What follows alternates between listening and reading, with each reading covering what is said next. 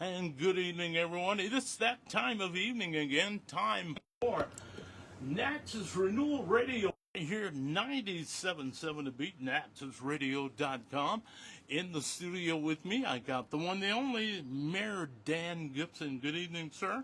Hello there, Leon. How are you? I'm doing well, young man. Good. How about yourself? Man, I'm doing great. All I'm right. doing great. I like the shirt. And I like the shirt. well, thank you. Yeah, folks on Radio Land can't see the shirt, but Well. it's an Old Faithful. I will tell you. Okay. You know, in fact, the shirt I'm wearing right now, it has French cuffs. Wow. It's got a little bit of a Glen plaid blue to it, It's and nice. I've had it since my very first month in office. Mm-hmm. So obviously I don't wear it often. Okay. You know, that's been almost 6 years ago. And where is time going? Tomorrow we are halfway through April. You're trying to go old on me. I'm not getting old. You're trying. I'm not getting You old. seem to be In trying. fact, you know, I had a birthday just last year. I turned 60, and in a couple of weeks 60 I'm going to. and holding? Is that what? No, in a couple of weeks I'm going to turn 59. Oh, okay. Yeah, That's I'm what really I excited thought. about I was it. telling Michael that, yeah. Leon, all right, have you got your taxes done? Yes, sir, Bob. Good for you. Good for Absolutely. you. Well, Marla and I would have ours done if it weren't for. Yeah, I did get her the information she needed, and of course I was late getting it to her. Shame. We'll see. She'll let me know tonight whether we're making the deadline or not. Oh, okay. Either this time tomorrow it will have been filed, or there will be an extension filed. I hear you. You know, my job just kind of keeps me a little busy. Yeah, well, just here- a little bit. Just a Here, little there, bit. and everywhere. Well, speaking of that, let's talk about being busy. My goodness, I want to start out with a shout out to Reverend Clifton Marvel. 25 years as the pastor at Greater Macedonia Baptist Church over on Minor Street. Mm-hmm. I tell you, he is such a wonderful man, and his wonderful queen, as we've been calling her, Alma, the First Lady, to Reverend Marvel. She is a true blessing. Mm-hmm. And Reverend Marvel actually is very active in the community. He has been active in all sorts of programs. He's been chaplain for a number of agencies, sheriff, police, the senior center. And you will always see him at events because he supports Natchez. In addition to that, he has an amazing family, and it was so great to be with him. They honored him Sunday afternoon. Mm-hmm. Reginald Buckley, Dr. Buckley, who is the president of the Missionary Baptist Convention, came all the way down from Jackson to give the sermon. And it was just a phenomenal outpouring of support for a great man. So, Reverend Marvel, if you're listening, we're just giving you a shout out. Thanks for all you do, and thank you for always being there to pray with me when we need you. You are truly a friend, not just to me, not just to Marla. We were both so grateful to be there with you Sunday, but to all of our city and community. So I just wanted to get that out there. Okay. You know, we've got some great people in Natchez and some great pastors.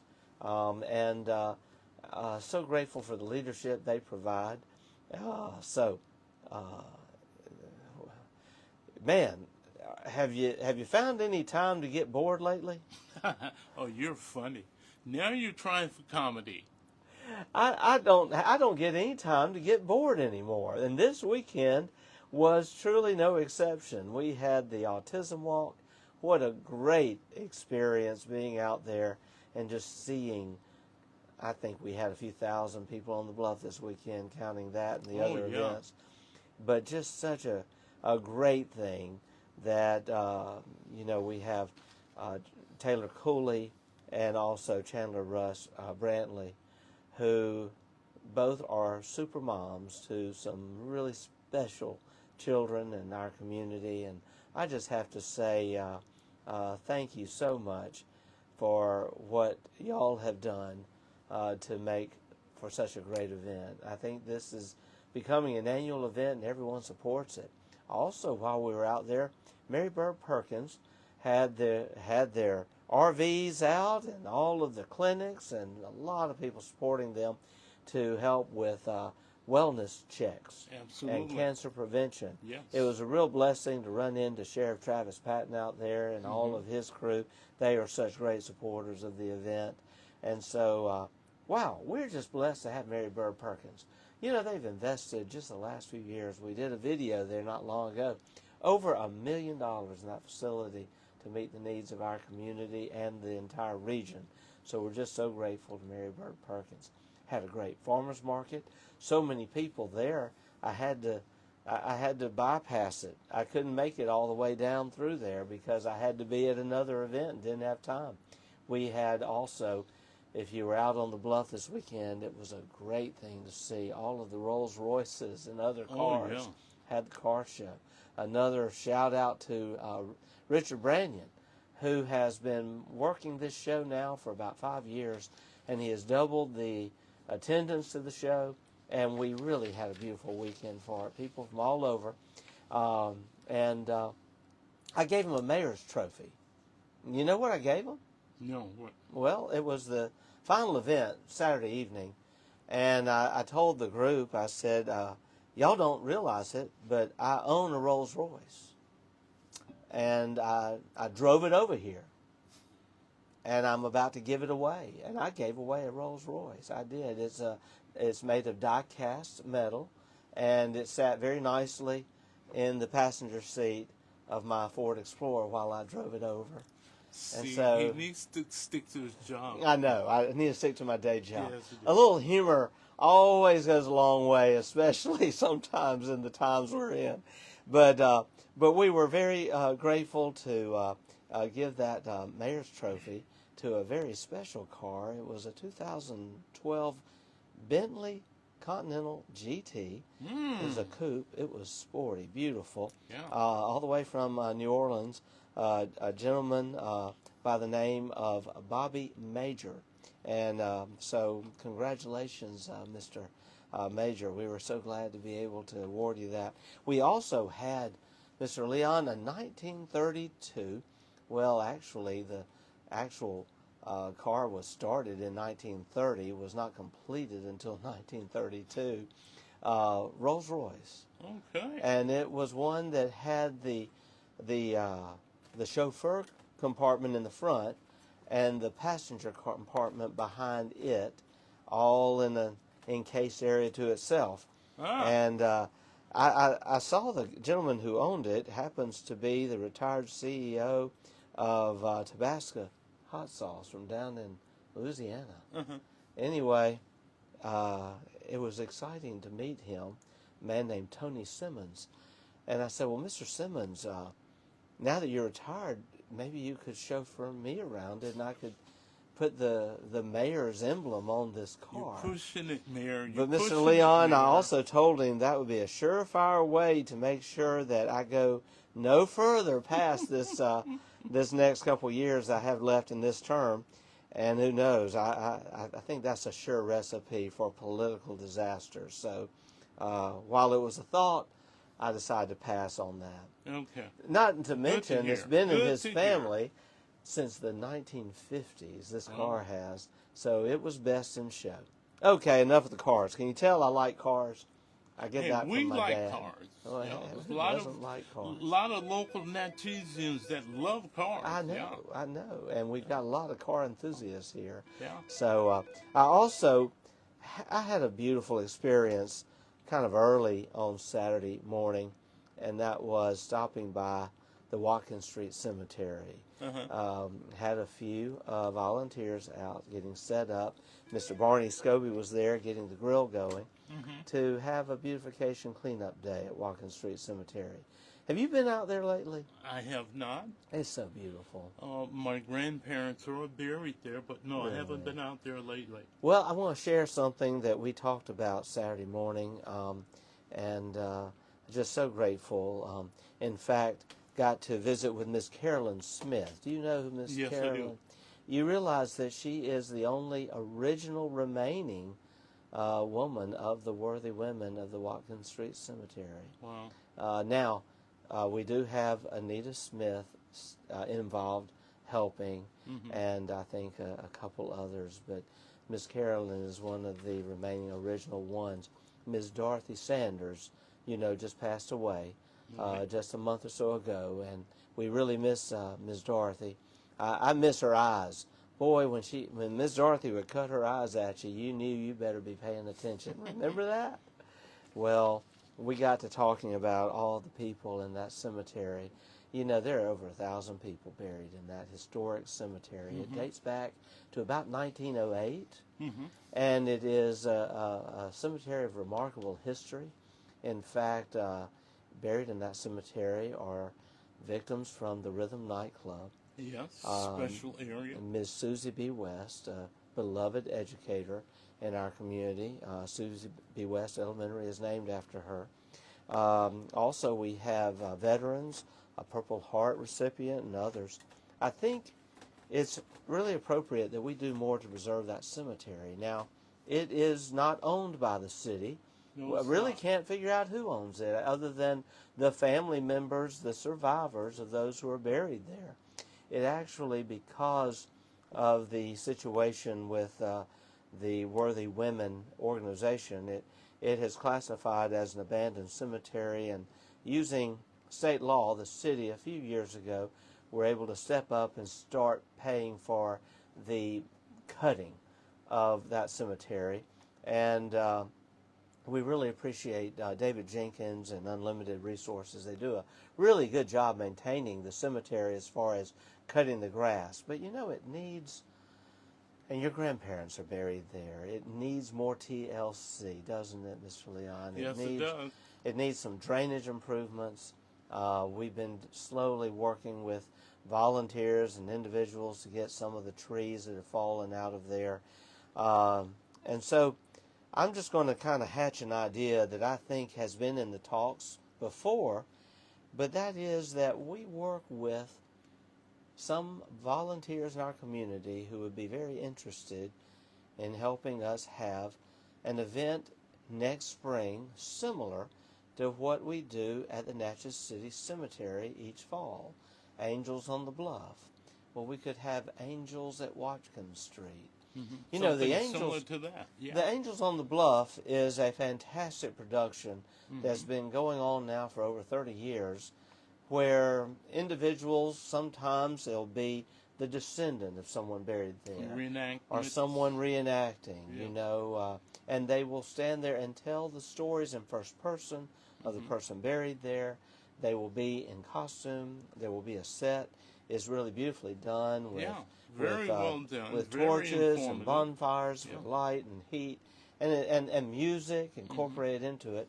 And it raises a good percentage, in fact, a huge percentage of the operating budget for the Natchez City Cemetery. Great. Well, if we could do something similar as a fundraiser in the spring for Watkins Street, it would be wonderful to see what we might then be able to accomplish there with donated funds, and perhaps we could establish a Friends organization similar to the Friends of the Natchez City Cemetery, Friends of Watkins Street, who would help put on this production and raise money for the cemetery. So I'm just kind of planting that seed. I've discussed it with Barney Scobie. I've also Saturday discussed it with Jamal McCullen, who is a treasure in our community. In fact, Jamal, or Mr. McCullen, as many of his students know him, he's a teacher. Friend of mine. He's a retired teacher in the Natchez Adams School District, and now he's at Global Prep. And yes, he's served the city. He's just a real asset to our community. He is in all the productions at the Natchez Little Theater, and he's been in all these productions at the City Cemetery. So we would love to see him step up to portray some of those individuals. Some of those heroes that's there on Watkins Street, Yes.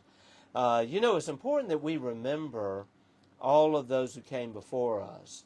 And I have to give credit to so many here in Natchez. I grew up coming here, always loving it, but I didn't get the chance to move here until 10 years ago. It was 10 years ago this month that I bought my first house here in Natchez. And that was only to be a part-time residence, just weekends. It was the fall of 2016 when I made it full-time, I jokingly tell people it was going to be a weekend place, and my weekends became 7 days long. I decided I might as well move here. I found myself working remotely from Natchez and commuting some back and forth to my office in Jackson because I just didn't want to leave Natchez. Little I know what the Lord had for me here, but long before I came to Natchez, so many people, Mr. Leon, your family, so many who have gone before us, and so many that now are passed on, who put their heart and soul into this community. Those who served during wartime, those who served during peacetime, those who served, in fact, and actually were unenlisted soldiers on the streets of America during the American Civil Rights Movement. You know, in some respects, especially here, that was a war. Absolutely. And you just have to give credit to those who served. I also have to give credit to those in our community, black and white, who have worked hand in hand for so many years to build racial harmony here and to build unity here. And I think of people like Reverend Marvel, who was president of the NAACP during some tough times. And I think back to also to those early leaders and pioneers. I saw and was in a meeting this morning at the depot for Mission, Mississippi, and was so glad to see my friend Warless Jackson Jr. there. Oh, yeah. Who is now an associate pastor at Christian Hope Church. And he shared a wonderful word with me this morning and was a great encouragement to me. We've got a great city, don't we? Absolutely. We do. Now, let's see, in the time we have left, I want to talk about tourism. I mean, it is booming. We had events all weekend, as I've just said. In fact, I left out some events, so don't shoot me. I just can't get to all of them. Actually, I did get to a majority of them. I think it was 18 hours worth of events on my schedule this weekend. But I want to say the pilgrimage has been a success. The home tours, thousands of people coming here, and that means jobs. That means people spending money at Arts Natchez. I also want to give a shout out to some of the historic homes that incorporated more of our black history and the history of the antebellum days of Natchez, and those, and I say it all the time, those upon whose backs this city was built. One of those that I understand, which was really meaningful and got a lot of great input, was Beverly Adams, a direct descendant of Prince Ibrahima, being on the tour at Ravenna and giving the story there of Prince Ibrahima and also Dr. Cox, whose family at one time lived at Ravenna, and telling the story of how Dr. Cox was shown such love from Prince Ibrahima's father when he was there in Africa and fell ill. And it was after 40 years of slavery that Prince Ibrahima finally won his freedom, much due to the efforts of Dr. Cox, who recognized him after many years, after he had been captured and sold into slavery there in Africa, brought here to Natchez. What a story. It really was. What an amazing story. I remember reading it. I've seen some plays on it, and it just, I keep trying to hope the ending ends up differently, but it never does. It is a tragic ending. It is. How It really is. he and his wife Isabella were able to make it as far as Liberia, first class on a ship that, and it took several months for them to cross the Atlantic. And by the time he got there, he was sick. And he passed away before he could make it back to his home in what, the area that is now part of the area of Guinea. But at that time, it was part of Timbuktu. And And so I just want to give a shout out to Beverly Adams for participating She's in the now historic over at the home Stew Pot. tours. And Beverly does so much at Yeah. the Stew Pot. But I also want to give a shout out to the owners of Ravenna for having the forethought to have Beverly included in their historic tour. It's just so good to see these things happening. You know, the John Bowman Banks house was also on the tour of the Pilgrimage Garden Club this year. Again. Yeah, those So, ladies, they and do a heck of a job with that. I just left City Hall, had a meeting actually with our Mayor's Book Club, and Ms. Thelma Newsom was there at that Miss meeting, Newsom, uh-huh. and she's helping us out. She's on the steering committee. By the way, a little shout out. Do you know that we set our goal less than a month ago? We announced this, that we would do this, and this is not, the city's sending no money to first readers in Atlanta, Georgia. This is all money raised in our community. Over $20,000 now raised Wonderful. to pay for these books. We set as our goal 250 children signed up by April 15th. Our goal ultimately is 500. As of today, we're at 415. All right. 415 Congratulations. children who will be getting books every month free Wonderful. from the ages of 0 until they turn 5. 5. But back to Beverly Adams. She was with us at quite an event that we had under the hill on Wednesday. And that was a really great event where we unveiled a new historic marker commemorating the day. And this was at the very site and the very day last Wednesday, which I believe was the 8th of April, where Prince Ibrahima and his wife Isabella Departed. left Natchez on a steamboat, and that was 198 years ago. Amazing, isn't it? Wow. Yeah. So we now have a historic marker there commemorating that. Got to give a shout out to Dr. Roscoe Barnes, who works so hard. My friend Roscoe, And does he's so something. much. Yeah, I'm so grateful for Dr. Barnes. Well, you know, economic development happening. We'll be having more exciting announcements at Tracetown Shopping Center toward the latter part of this month. More in stores to be announced to go along with Hobby Lobby. Hobby Lobby, by the way, is exceeding all expectations as far as traffic count. Surprise. It's just amazing.